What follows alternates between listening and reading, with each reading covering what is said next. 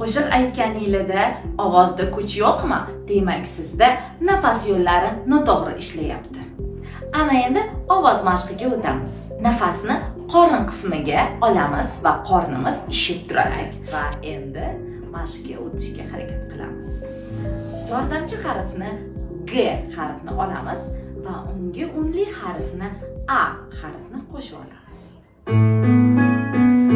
Ya'ni ga ga ga ga ga. G harfini biz ko'pirtirib, bachkana qilib aytishimiz lozim. Ga ga ga ga ga. Ga ga ga ga ga.